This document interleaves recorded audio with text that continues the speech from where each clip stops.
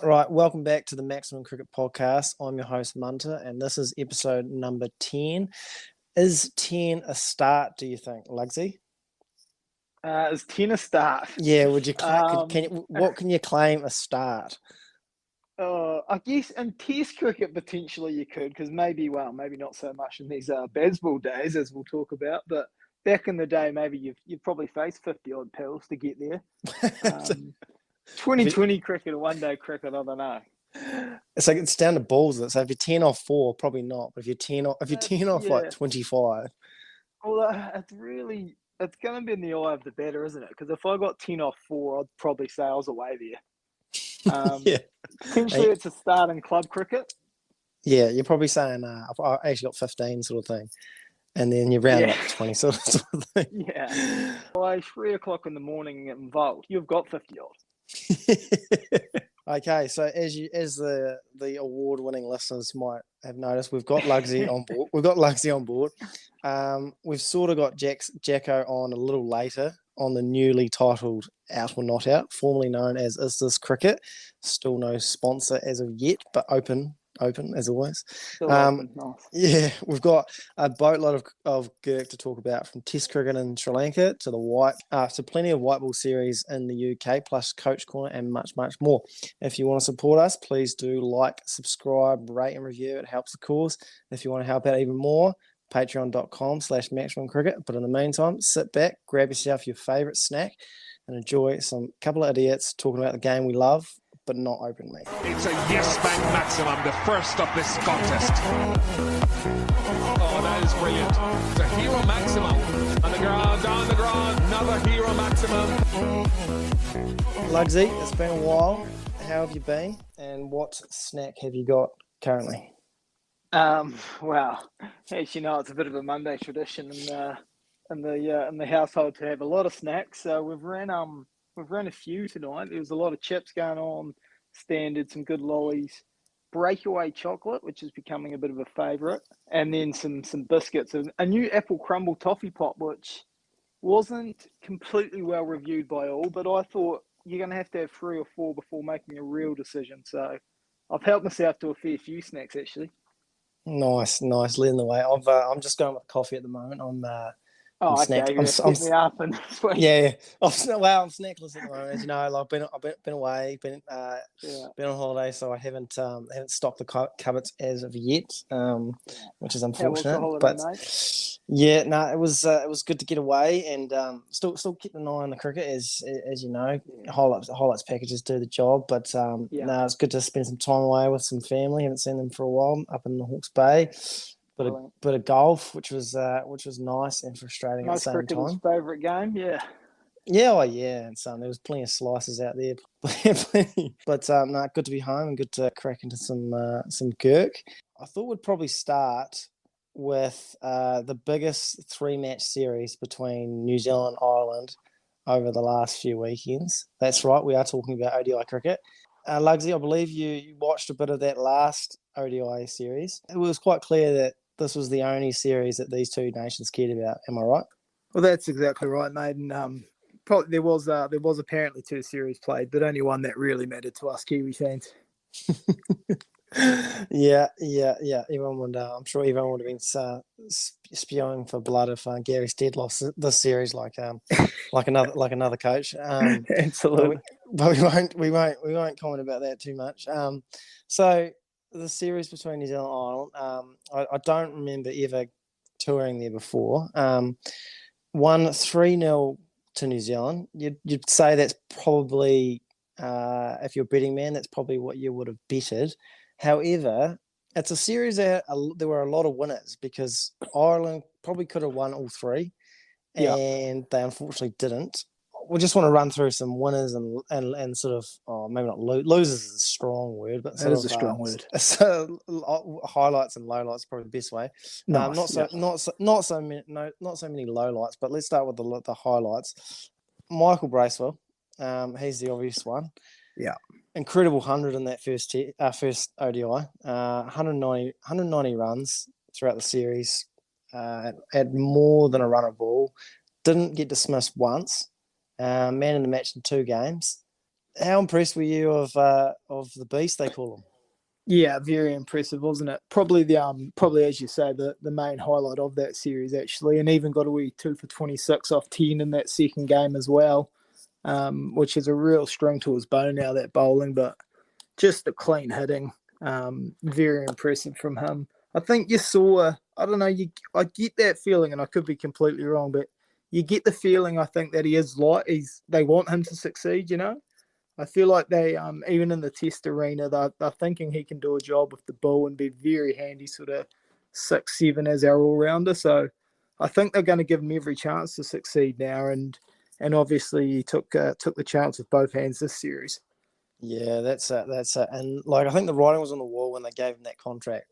Yeah, absolutely. Pretty much before he'd really done anything, and he's sort of, I guess, he's repaid the selectors' faith. And like, in terms of Test cricket, I'm probably not all the way there with him just yet. I think there's a wee bit to go, but definitely in white ball cricket, he is just tailor made for it. Like you said, he's got power, an incredible power. And he's also, I think, low-key quite a smart cricketer. Very. I mean, from the cricketing family, obviously. Yeah, he's obviously he's captain of Wellington for a start. He's been around the traps a wee bit. He bowls. His spin sort of like, it definitely doesn't get found out as much in the test arena, and also if he's the main spinner. So he bowls quite well in tandem with Santner. Yeah, because it's interesting. He seems to have gone ahead of Ish Sodhi a little bit in terms of that.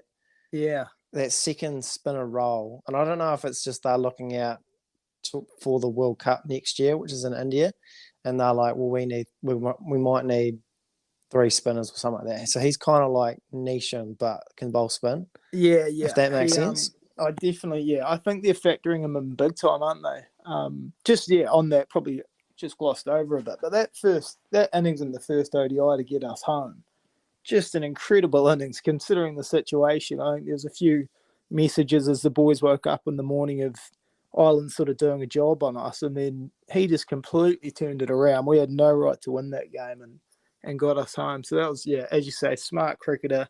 The bowling seems to be coming along a lot, although, it is going to be interesting when a big nation side does sort of go on it a bit. That'll be the big test for him, but so far so good, especially in those ODIs, as you say.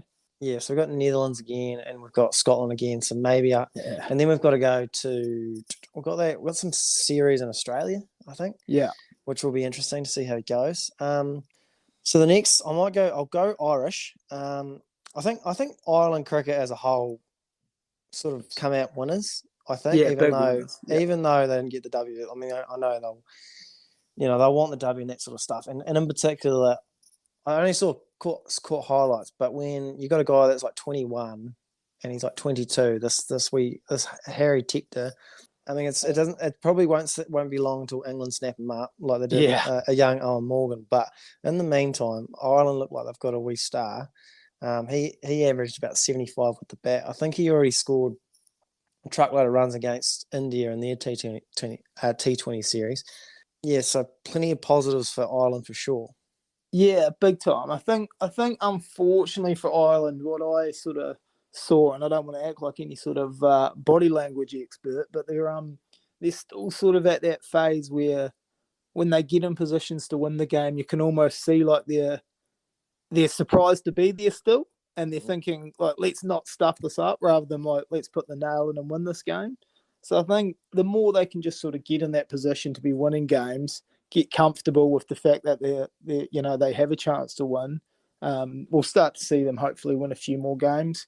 And what a player he looked. Just confidence of the young fella, which is always good to see. Sort of nothing to lose, taking on the big nations, and looked really at home playing them as well. Yeah, it's a good point there. They sort of was. It's almost like winning as a habit or losing as a habit sort of thing. And they kind of reminded me of the old Ireland rugby teams back in the day before they got good. I guess I was going to actually say that. Like a lot of teams back in the day when they'd be, when they play the All Blacks and they're keeping it tight and they're like, shit, we're in the game, and then they blow it. Whereas this Ireland team and the rugby sort of looked very comfortable that they were now better than us and could beat us. So hopefully Ireland doesn't get quite to that point with the cricket. Yeah, but they they definitely should have won the first game, and they had plenty of chances to chase down 360 odd. They probably should have won that third game as well, really. Yeah, which is wild. So we'll go back to New Zealand. I got another positive here. I want to say an old Martin Guptill. Good to see him back in the runs. 166 runs at 55, including a 100 in the third series. And there's a man that's under all sorts of pressure, no matter what. Every time he fails, it's like he's done. His 18th ODI century, second like all time. Not actually that far off Ross Taylor. No. It's good to see like Guptill back in form, I guess. Yeah, really nice to see. And he played a few of those booming drives early on. And there's honestly, when he plays those straight sixes, and he actually got that wee swagger where he admires the shot a bit and stays in position. He looks so good when he's driving the ball. And yeah, I hope it is good to see him in form because, as you say, he's one of those guys that seems to always be under the pump. So, yeah, just when you see him driving early on and it looks good, you sort of know Guppy's in good touch. I do love it when he gets off to a flyer. And he did that. He actually slowed down in the second half, which is you don't often see. Normally people like speed up, but when he gets off to a flyer, I just feel like he's it seems like from the outside looking in, he's got the right mind frame. Whereas when he sort of grinds out a score, it doesn't go anywhere or doesn't feel like it's going to go anywhere. But yeah, he's got class, and he just look like he hits the ball so far. And when he does that, head down, and he's sort of like following through. Like it feels like I don't know what the success rate of that is, but it feels like it's like 100% that it's 6. Yeah, well, I mean, you don't tend to sit there admiring your shot when you haven't hit it well, but no, point well made. The lowlights, apart from this man, was probably the seam attack for New Zealand. Well, probably for both teams because they both teams got pumped, but we'll focus on the New Zealand seam attack outside of Matt Henry because I think Matt Henry was pretty outstanding up front. He constantly took wickets in the power play. Which he's done for a while now. So he's definitely got a wee a tick. Maybe not in the death scenario, but I think the rest of the seamers tend to struggle quite a bit. And it wasn't like I guess we didn't have Bolt. Southey doesn't play a lot of ODIs anymore. Ferguson just coming back from injury or not, I don't know. But so I guess the crop below the top pair, no one really sort of stood up. No. Tickner played all 3 games and got pumped in all 3. Duffy played 1 game. I wish he played more. Only got the 1 game. But so I guess that would be a work on for our seam attack moving forward. Yeah, it's just cricket's one of those things where you're a wee bit, I guess, weird comparison to make to basketball, but in basketball these days, a team goes on a run and it looks sort of unstoppable. Like they just get, 3 or 4 threes in a row. And ODI bowling seems a bit the same there. As soon as a team gets sort of 8 or 9 off and over, they seem to just be able to keep going.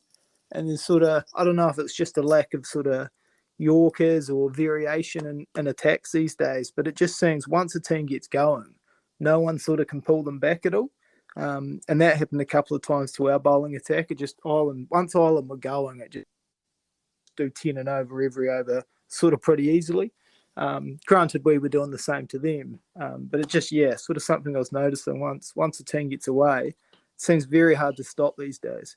Those pitches are obviously quite flat, and the boundaries look quite short. So I did feel like once people got in, it was hard to slow anyone down. That'll definitely be a work on without being like a they won 3-0, so you don't want to be too over the top. But I forgot about another person. Maybe not a massive like a tick, but maybe like a penciled in tick. Finn Allen opening the batting got that. He only got that 150, but it was a 50 when we were 2 down and 2 balls. Yeah. And there's something about him that I want him to do well. Yeah.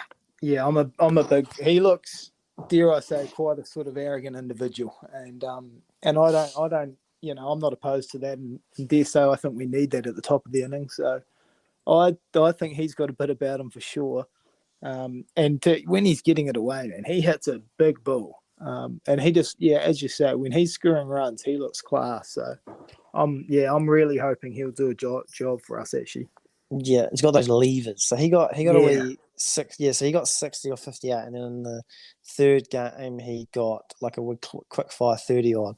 So he sort of did his job well. So it was interesting that normally Nichols opens the batting, and he dropped down to 5 because I guess if we move forward, it'd be interesting to see who misses out, and if Williamson and Conway have to come in, who are you taking out? Yeah, I don't. I guess this is what the series and the next few series is for, is sort of finding out that best 11 to go forward for this Australian tour, because I think Bracewell is going to has probably cemented his spot now. He's probably jumped ahead of Phillips, isn't he? I would say so, yeah.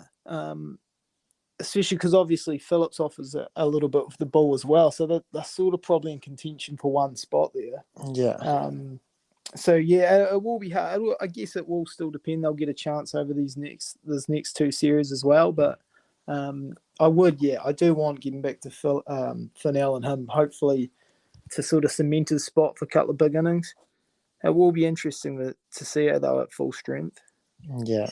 Did you have anything else you wanted to touch on that series, or are you happy? Yeah, with that? just a quick. I don't want to end on a negative note, but I thought I don't want to signal out Blair Tickner, but a couple of his celebrations in the last game were noted.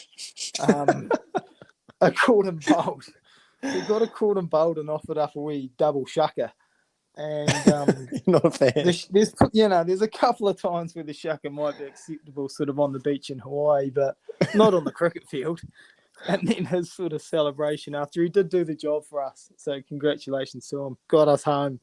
But it was a weird sort of celebration he offered at the end after holding them to 10. So I think his celebration is certainly something that I'd say to work on for the following series. That could be a out or not out segment going forward. We could be a full sort of celebration, like yes or no, what's appropriate, when it's appropriate, sort of thing. Yeah, there actually is some not baddies in cricket. It tends to, for the most part, just be a bowler just sort of charging off is the best one. To Brett Lees, you sort of just get the wicket and absolutely charge.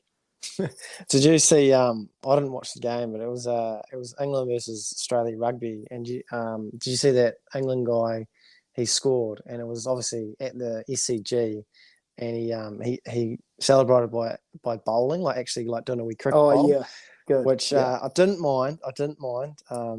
Jason Spice, former Wellington halfback back in the day, for the older listeners, he was a big one on doing the old cricket bowl.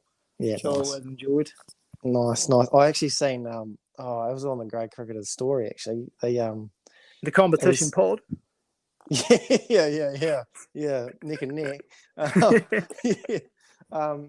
it was I think it was an in or out, and he scored a try, and he went to bat, and he was shadow batting, and he nicked one, and he started walking off. That's exceptional. I thought that's right up there, because we've all done that. Yeah, that's one of the funnest things to practice, is oddly just nicking off. And he's probably done the wee nick as it's gone past. Like, it's good seed. That is superb. We'll go on to Red Bull, where I missed the Australian Sri Lankan second test.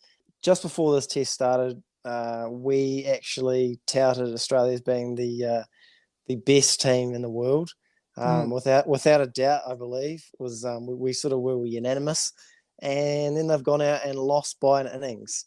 Yeah, they have. So another cold take by the Maximum Cricket boys. I think we got that wrong. Or did we were saying how out of touch Marnus and Smith were? They were the only two to actually do well for Australia. Well, I think it was even worse. It was saying how well they're doing without them scoring runs. And once they score runs, like, they'll be away. And then, so they scored runs and did worse. So, don't listen to us, folks. It's basically the moral of that story.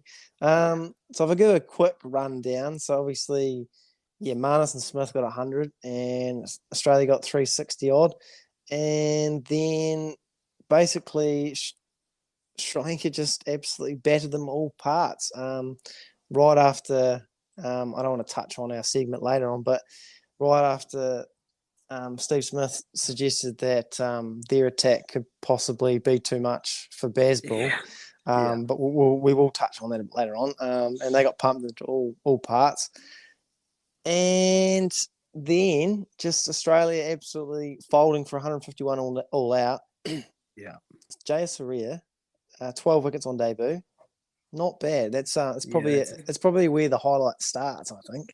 It's a very handy start. Yeah. I'll tell you what, just in terms of highlights, as you've mentioned to me, the Sri Lankan cricket do about a 25-minute highlight package on their YouTube, and good on them. Beautiful highlight package. It's actually one of the like if you were rating cricket boards highlight packages on YouTube or things like that, Sri Lanka would be right up there. Yeah, that's a great highlight package. New Zealand cricket would be at the bottom. Because they don't put it up regularly, and it's poor. You've got to get on Spark and stuff, and as a content creator, it's I've been around all of them, and Sri Lanka is right up there actually. Yeah, good on, and if anyone's out there, just get on the YouTube Sri Lankan cricket, and you'll get a wee 20-minute highlight of each game or each day's play. Really good. It's obviously big winner, another winner, Dinesh Chandimal, a wee double ton. I believe. No, actually, I won't list out a stat because I'm not sure about it. I just forgot. I don't want to. If I say it, it's definitely going to be wrong because I actually forgot what it was. I will say I saw a few of the shots he played from going from 150 to 200. He looked incredible. He was, speaking of that Aussie bowl attack that I think was probably one of the lowlights of that game in particular. I mean, he just took Stark and Cummins apart. It is, don't get me wrong, very hard place to bowl for a fast bowler, especially when they're sort of 400 odd. But man, he played some shots to them too. Well, speaking of that, like he did go to his 200 with a 6, and does it get more alpha going to like a 100 or a 200 or whatever with a 6? Because it's quite obviously it's in the air. It's one of the riskiest shots. But you're going to a milestone. Like normally you're supposed to be scratching around. Yeah. And here he is putting Stark basically on the road. That's a confident man. And I mean, probably a little easier when you're bringing up the second 100. I always think that first 100's got to be your most nervy. But still, what the shots he was playing and the confidence, as you say, you've got to have to bring up the double ton with a big sixer. Yeah, very confident man at the moment. So losers. Actually, another winner is Chris Silverwood, the coach, because he's gone through a lot. As the former England coach, just getting absolutely battered time and time again. He got chucked aside, and then the new England coach comes in and basically with the same crop just like flips the lid.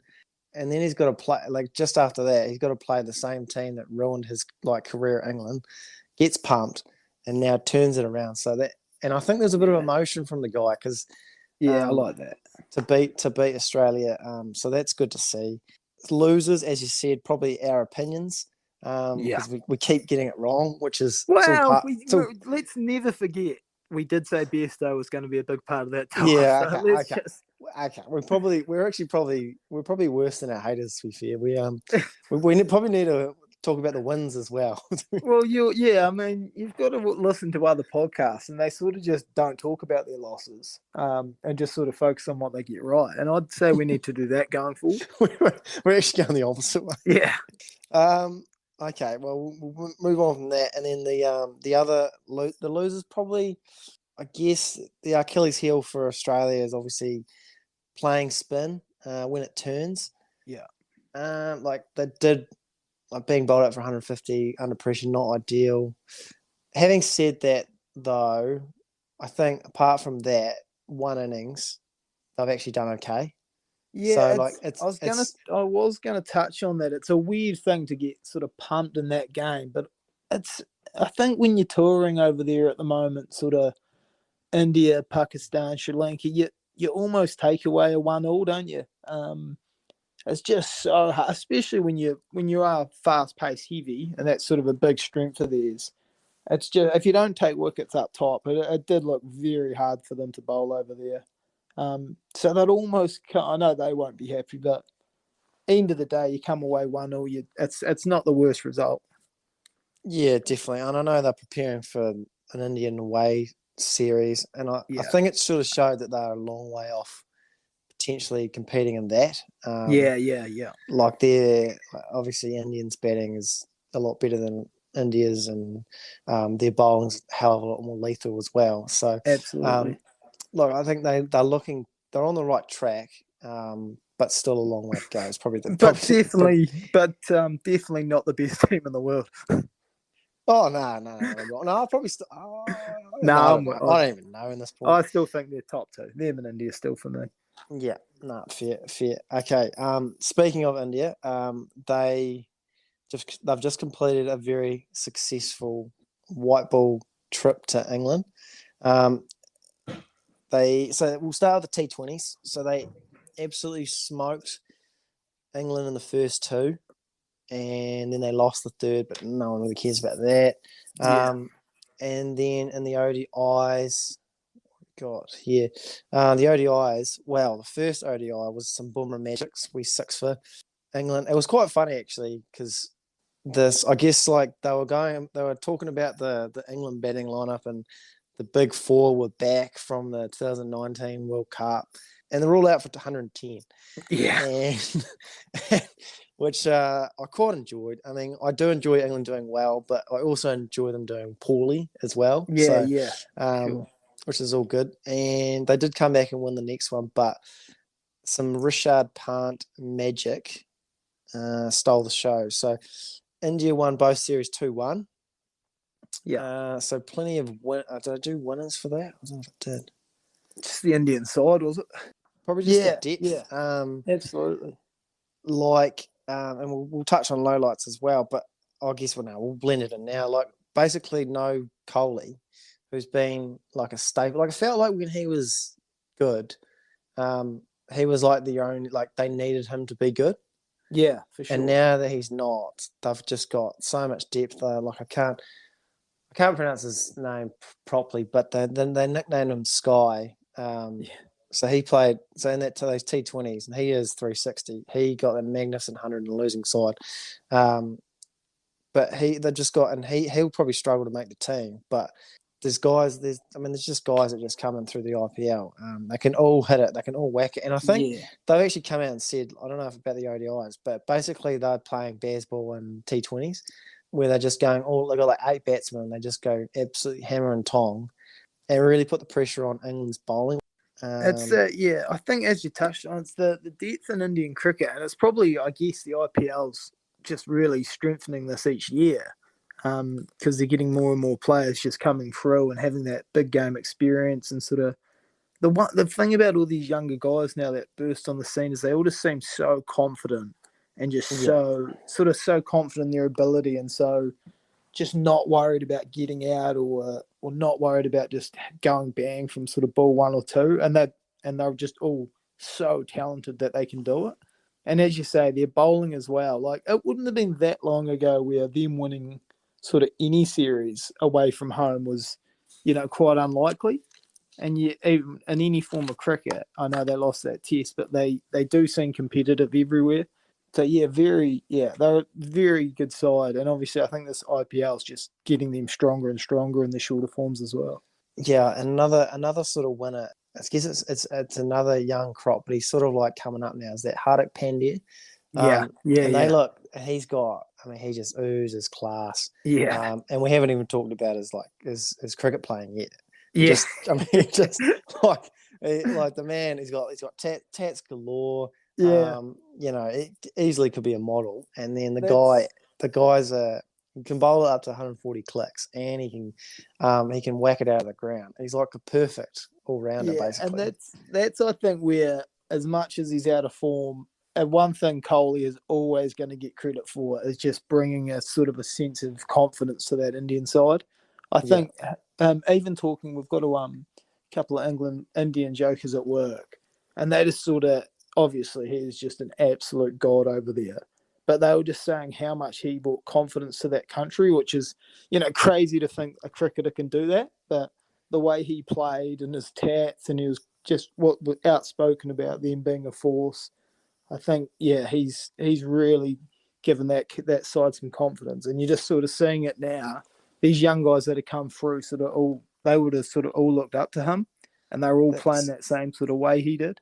That's actually a hell of a point. 20 better points, actually, Simon. Thanks, mate. He's kind of almost like this era's Tendulkar in a way. Oh, absolutely, yeah. I always, because with the way you were talking about it, I was looking back at the 2011 World Cup when India won it at home. So it's actually kind of poetic because next year's World Cup is in India as well, and obviously India won, and then they had Tendulkar on the shoulders, and they walked around and they talked to Kohli, and he said something like he's had to carry the weight of the nation's shoulders on his shoulders for years. It's only it's time we've repaid the favour, and it's almost like it's going around again. If India win this and they lift up Kohli, we called it. So this could be one of our wins. I was going to say, I mean, that's one guy, and we were giving him a bit of sort of saying he was out of touch, and even we couldn't turn him into good form. That's sort of how out of touch he is at the moment, though. Oh, certainly. I can't see it. But no, I do. It felt funny because didn't seem that long ago. Kohli was untouchable, doing whatever he wanted, and then when he started out of form, it was kind of funny, and it was like, he hasn't had a ton and blah blah blah, and then it's like now it's like I just want to see it. I want to see him. I hate seeing a great struggle. Yeah, absolutely. It's sort of gone past the point of like he'll get it back. Now it's actually sort of seeming a bit hard to think of him in great touch again. I know. You just want to see him play a confident 100 where he's pulling and hooking the Aussies or something, and just getting on the front foot and giving some chirp and getting a real nice ton. Yeah. I think he's about to have a break.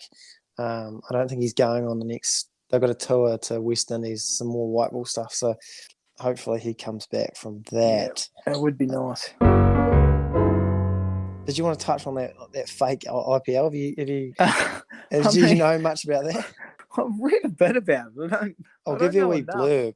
I'll give you a wee blurb. So this is an actual article. It's a gang of fraudsters hired farm labourers to play in a fake Indian Premier League designed to dupe punters.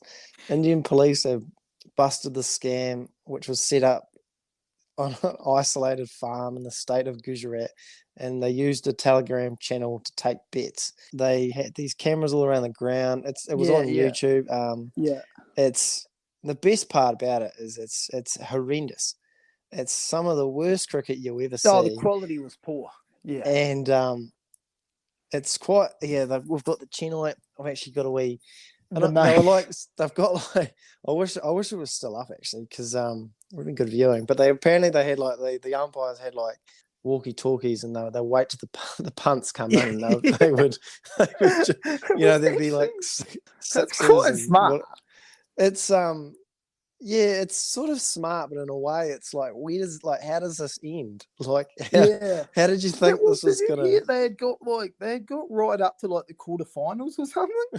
I don't know. But I think they had only gotten like $12,000 worth of punts. So I mean, so it wasn't much. Yeah, it hadn't. Yeah, like I mean, I'm assuming that those players were getting paid sort of next to nothing. But yeah, it didn't seem like a big enough win for like the sort of admin that went into it. They've set up a whole true. Good point. Very good point actually. How they must have thought it would go on for a lot longer. I guess you would assume. But it's kind of funny that like they've duped like Russian punters and things like that. And like I'm not saying like Russia can't like watch cricket. Like I'm sure there's some Russian people out there that love their cricket and know their cricket well. I'm just saying that these people aren't. These people definitely don't know the cricket, because No. how badly do you need to bet on something where you're betting on, like, you obviously don't know anything about cricket, because if you did, you'd know instantly this is not the IPL. Yeah. Like, It looked so a you pretty low level. Yeah, real degenerate sort of gambler. I've got to say, Jesse Wright, I think, did lose a couple of $100 on it. So, it's these sort of characters that are gambling on this. Some say Coley was looking to get a gig just to get some runs under the belt, but they were like, trying to get some IPO runs. Yeah. That What have brilliant. you played? If you got the call? Would I have played? It'd be interesting to know what the message I got would have been. It's probably one of those ones that goes straight to spam. Yeah. I can't imagine. You reckon Lou Vincent got a call or not? You got anything else you want to touch on about the fake IPL? Or are you happy with that? No, not really. Just that the DMs are open. I'm available. for IPL number 2, you're good to go. I just want travel costs. Righto. Okay, so as I said in the intro, new segment, out or not out. So it basically is this cricket, but we've changed it to out or not out. What was the reason behind that? Is it we just think it's I think it can opens up to more things? Yeah, it's just it can open us up to a few different things, and I think it's just sort of touching on the old podcast trope of buy or sell, or like it, don't like it, these sort of things, and relating it to cricket. Yeah, it makes it simple, sort of thing. Okay, so what we're going to touch on this week is we're going to throw out some Baz Ball quotes, and what I mean by that is I should say that we have got Jacko in some capacity here. He couldn't join us for the whole pod, as you're probably aware now, but he really wanted to have his take on some of these quotes. So he's kindly sent them through, and we're going to sort of react to them and then bounce off him. So good to have Jacko on the pod in some capacity. So Baz Ball, I guess, once they knocked off, they knocked off. This isn't sour grapes, by the way. So once they knocked us off 3-0, and then they knocked off India, I was really happy for them. I really was. They're starting to change the game, and I actually, the way they were playing was really good for the game. And however, it seems to be Baz Ball seems to be drawing a lot of quotes from not just the England team, but opposing teams. And we just wanted to wrap them all up and basically decide if they are out or not out, meaning do we rate them or do we not rate them? And we're going to have a wee chin wag at the same time. So the first one comes from Steve Smith. And this is good timing as well. So he said, and I'm intrigued to see how long Baz Ball lasts. If you come on a wicket that's got some grass on it and Hazelwood, Cummins and Stark are rolling on at you, is it going to be the same? We will see what happens. Steve Smith. Bear in mind, this is just before Chandimal absolutely demolished Stark and Cummins. We're going to start with Jacko. This could be one of my favourite of the Baz Ball, the Steve Smith quote. Intrigued to see how long Baz Ball lasts against Hazelwood, Cummins and Stark, etc. I'm pretty sure Brishard Pant had basically Baz Ball before it was Baz Ball against that attack in Australia when India had, I think, the India A players, especially the seam attack going, and they tuned up that Aussie side. So... interesting to see what happens. They'll probably tune you up at home too, Steve Smith. England to win the next Ashes. Nice, Jacko. Lugsy, you wanna follow that one, and then I'll follow you. I'm a big fan of this though from Steve Smith. You are, big fan. Well, first of all, he's not a bowler, so he doesn't have to answer to it at all. So great call from him. Just probably the boys in the locker room like, what's going on there, Steve? But no, in terms of adding a bit of spice to a tour, I think that's superb, because I think so often these days, every answer sort of you hear in the media is just so perfectly executed, well trained, nothing out of line from anyone. No one's sort of willing to say anything. So to see him actually come out and say, yeah, we don't think you can do this against us, I'm all for it. Yeah, no, it's fair. It's a fair point. And he doesn't have to face the music, but No, it's just like the whole Hazelwood, Cummins, and Stark will fix everything. It actually doesn't fix everything. As Jacko said, it didn't work in against India C, and also one Ben Stokes was by himself, was smoking Hazelwood, Cummins, Stark all over the park in Headingley. This was pre-Baz Ball. So what's it going to be like when you've got about 4 of them going like that? Yeah. That's going to be the question. So, like, you've got a good point. Like, he can, you can say those things, you can up your boys, but I just, why not just say, hey, it's good for the game, isn't it? It's exciting, but internally you can be like, boys, we're going to smoke them. So I'm sort of on the fence a little bit, but I'm leaning towards out, I guess was my take. Yeah, I guess I watch a lot of MMA, and shit talk is sort of really, it's part of it. And Good point, actually. Sometimes I watch that and I'm like, I wish this could happen in other sports where these guys just spoke openly and sort of how they actually felt. So to see someone do it, I'm all in for. I guess your point of, will they actually be able to this Aussie attack dominate the England team is probably a different story.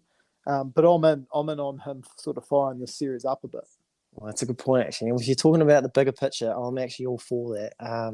Because that actually leads on to the next quote. I think it's like Steve Smith, but like times 1,000. Where he's basically, so this is from Rassie van der Dusen, the South African batsman ahead of the Test series against England in about a month.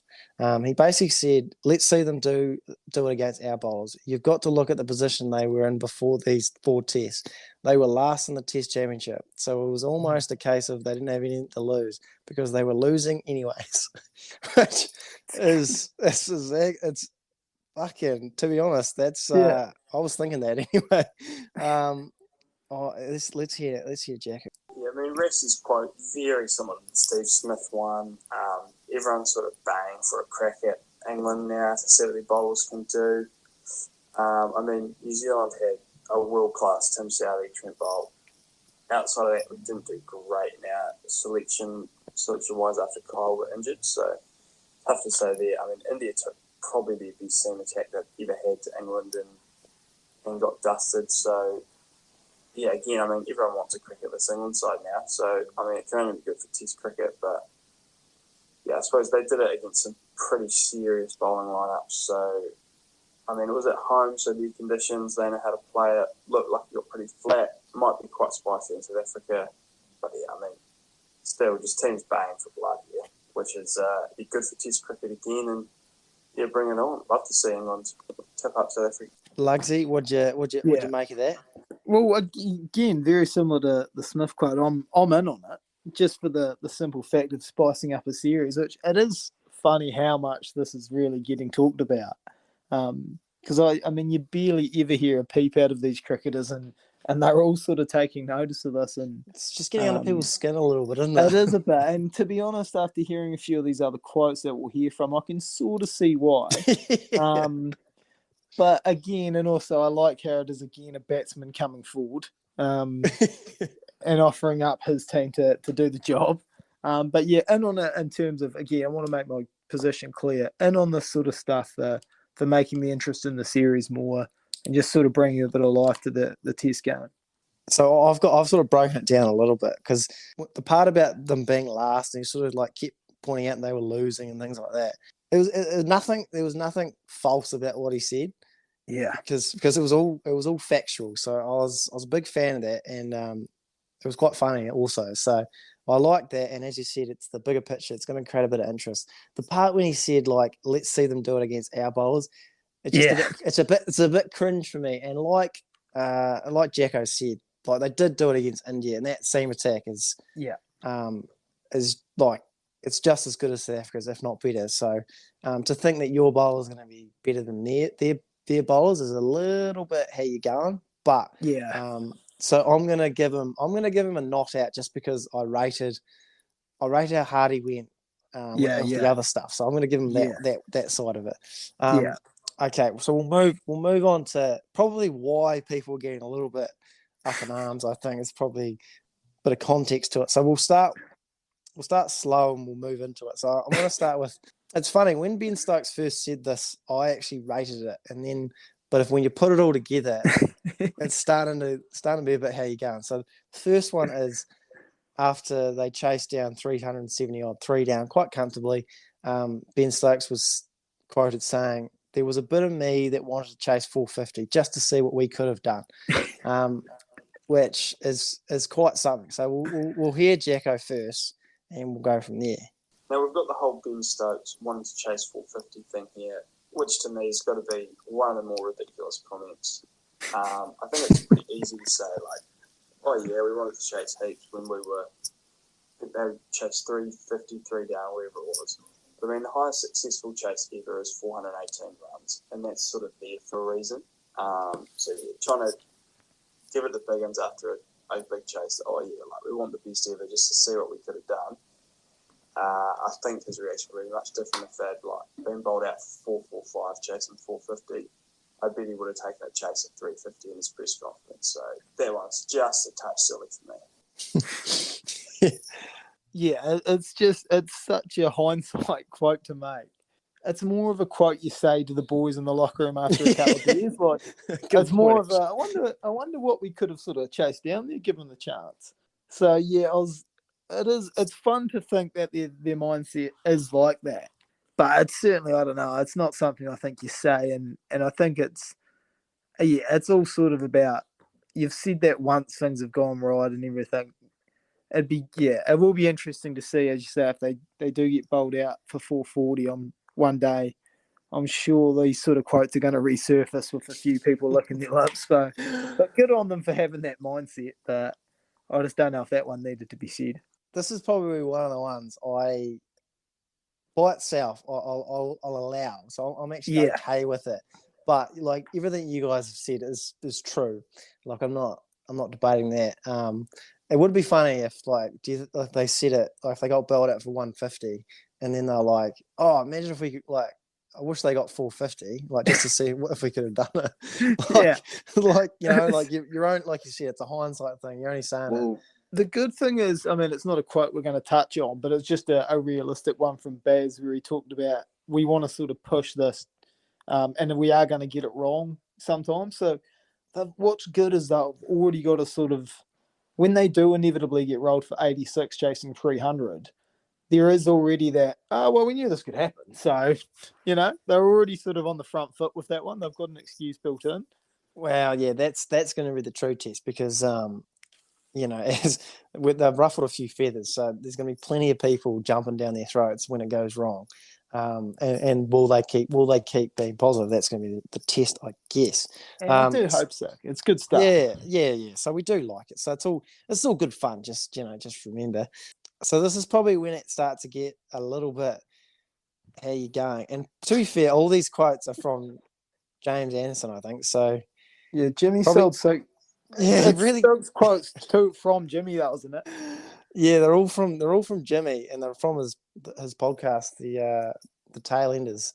He's sort of like I think he's trying to make Ben Stokes look like a great leader, and I'm not debating that, but definitely it's got to rub some people the wrong way, including this podcast. So there you go. Yeah. So let's start with this one. So I actually had 2 quotes, but we'll put them together. So Stokesy said to me, and said, "You've never hit the winning runs. So if we need 4 to win and Jadeja is bowling, for example, do you fancy hitting the winning runs?" To which James Anderson very, very quickly declined, as he thought it was a bit piss-takey, which I agree. Highly agree. To which so then he turns around and goes to Sam Billings, who's batting below Stokes at 7. "Hey, mate, it's a great chance to hit the winning runs in a test match." Billings was like, no, you're next, and you're the captain. You should go. And this is another one. So basically for the last 20 runs, England just had no one padded up. That's how relaxed everyone was. So this is James Anderson talking about Ben Stokes. Yeah, it's quite an interesting one because he's obviously trying to come out as this like fantastic leader of let's give guys opportunity to do things they've never done. But I think James Anderson and Billings had the right reaction of like, nah, let's just get this one and let's just do it properly. Like, let's not get too silly. Let's not get carried away. Let's just put our batting order out there and get it done. So yeah, I mean, you're not sending a tailender up to hit the winning runs to bat at 6. Never ever. Keep the same order, thanks, Ben Stokes. Yeah, well said there, Jacko. Simon, you got anything else to add to that one? Yeah, I mean, that is particularly sort of grade cricket, isn't it? This is worse than that. Yeah, that is not on. I mean, also, like, what an absolute hiding to nothing for Jimmy. Like, you imagine he walks out there, the crowd's, why is Jimmy coming out to bat? And then he gets just a duck.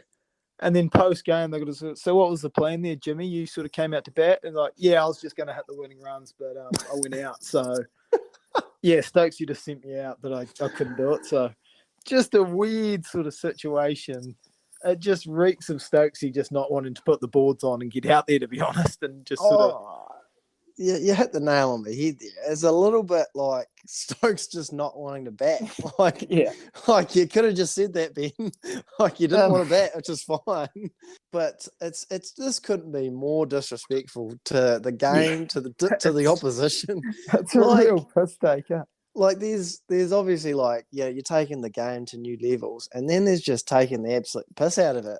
And what was going to happen if someone went out? Were they just going to have a sort of a piss contest? Like Stokes is just, well, I'm not going out there, so someone better hit the winning run.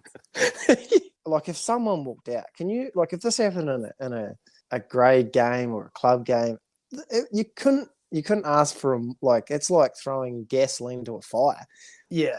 There would be so much abuse thrown. I would have loved to seen it in club cricket, sort of back when the Dogs and CD and sort of Kike, you boys were all going at it there. Someone doing this, because that would genuinely sort of fire me up a touch. Oh, the game probably wouldn't end. There would be like bats thrown and all sorts. Like it just, like I know, I'm sure he had his heart. Like I don't know if this is just Jimmy stitching Ben up. I don't know what's going on, but it's a hard no from me, and I assume the rest of you boys. Yeah, I'm well out on that. So this is the Nighthawk and the Night Watchman debate. So this is from Ben Stokes, actually.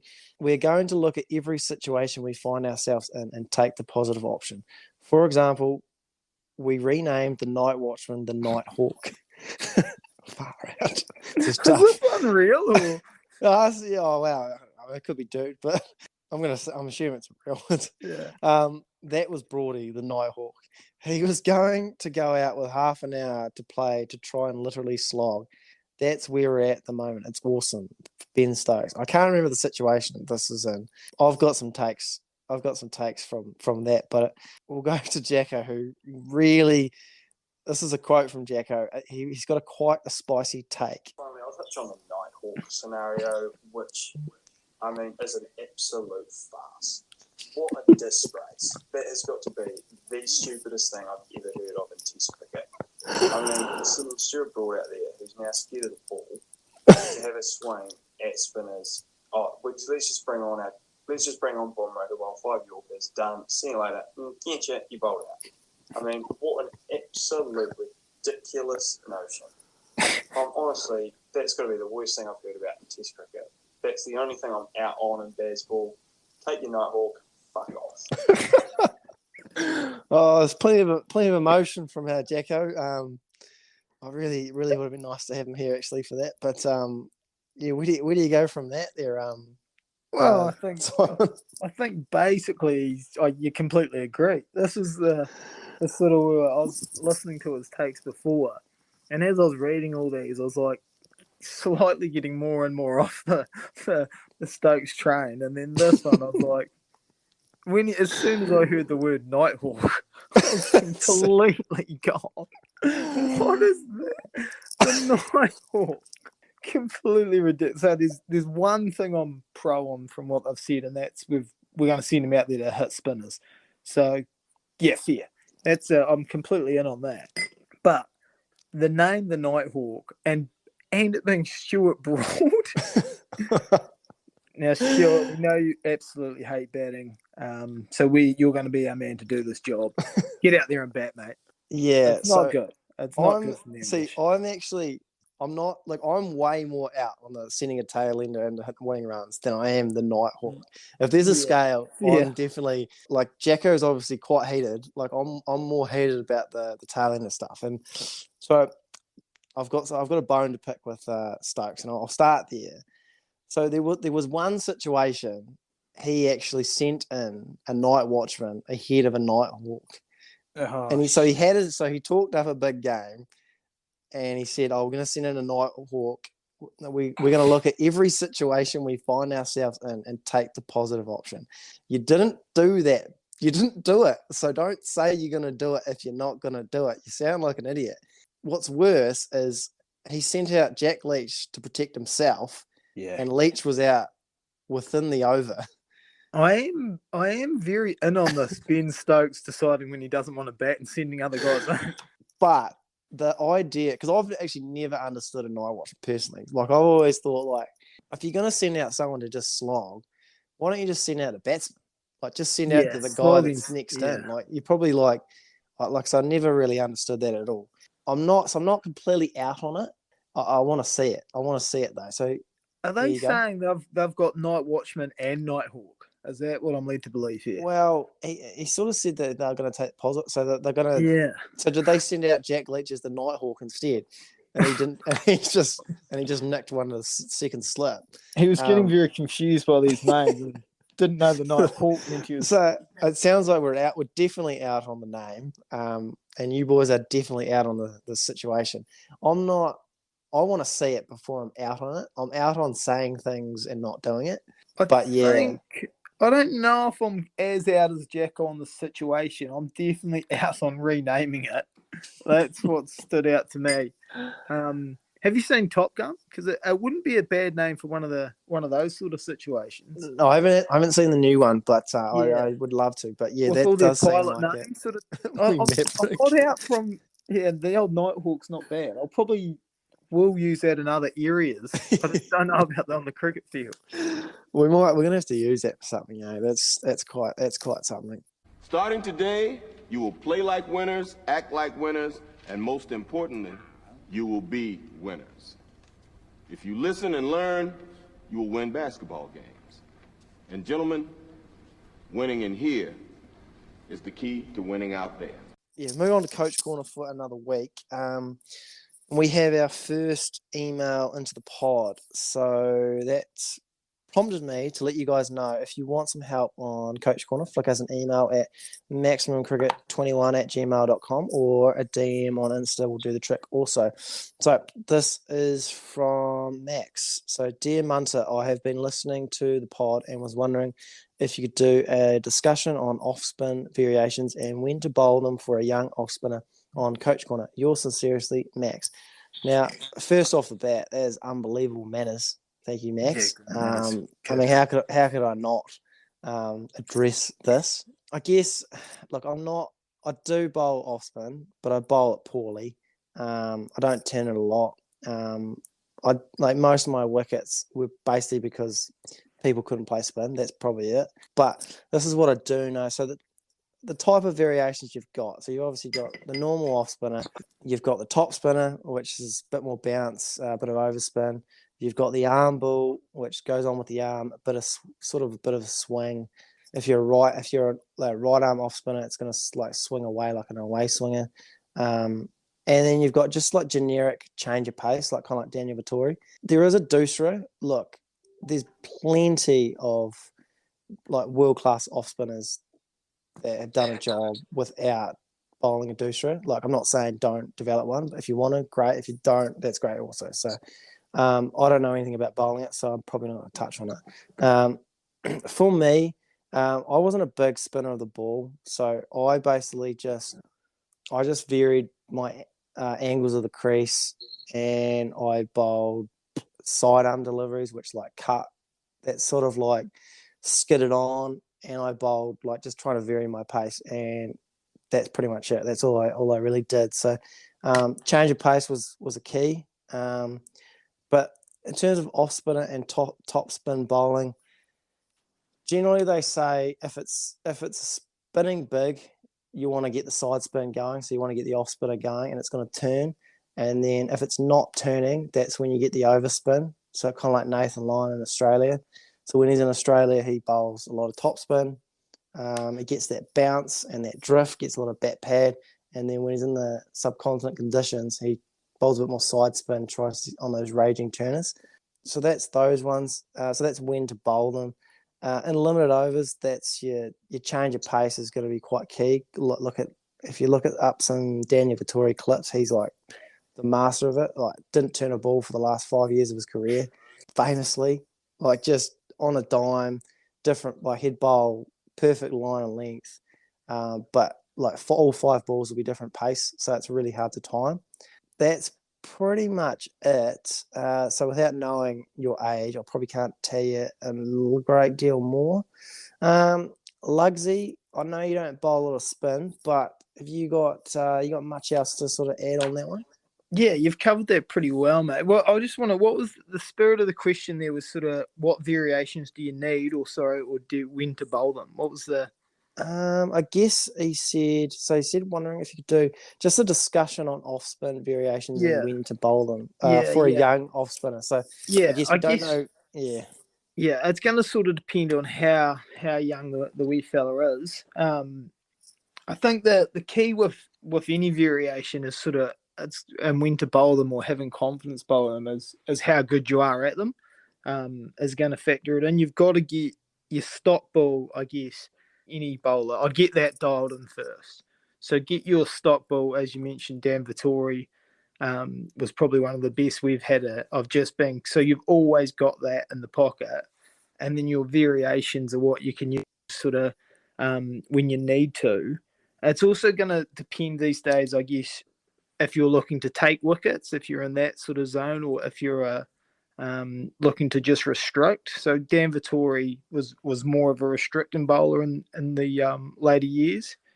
But it's going to be about sort of, having your confidence. You're going to sort of with an off spinner, because you probably won't turn it as much as, say, a leg spinner. You use the drift, use the bounce, use sort of little things as your variation, sort of even just going wide of the crease. Go over the wicket, round the wicket. So you're not actually necessarily having to change anything. So you can still just, the spirit of your bowling still sort of stop bowling, but you're just using other things to create variation rather than needing a lot of variations. Slowing your pace and as I say, the drift, the bounce are your best variations. You are a spinner, so you are automatically going to have guys go at you. So I think any spinner has to accept that, some guys are just going to go at them and potentially they're going to have their day. So just always stay confident as a spin bowler and use the pace, drift, bounce as your best variations, and just really dial in that stop ball first. Yeah, well said, Lugsy. Very well said. And there's nothing wrong with caught on the fence. Tell you what, no, nothing wrong with it. It's the same amount of wickets as bowled through the gate. Just remember that. Very well said. Okay, so that is us for another week, team. Thanks to our award-winning guest. Well, that listener there with that question, he proves why they are award-winning. Yeah. So award. So he's probably an Academy Award listener. But and thanks to our guests, thanks to Lugsy, and thanks for Jacko for sending in some spicy takes. Thanks to the listeners for continuing to listen to this carry on. While you're still here, chuck us a like, a subscribe, a rate and review to help the cause. And if you're feeling very generous, check out the Patreon at patreon.com/maximumcricket. But in the meantime, Lugsy, have yourself a great week, and we'll catch you next week. You too, mate. See you later.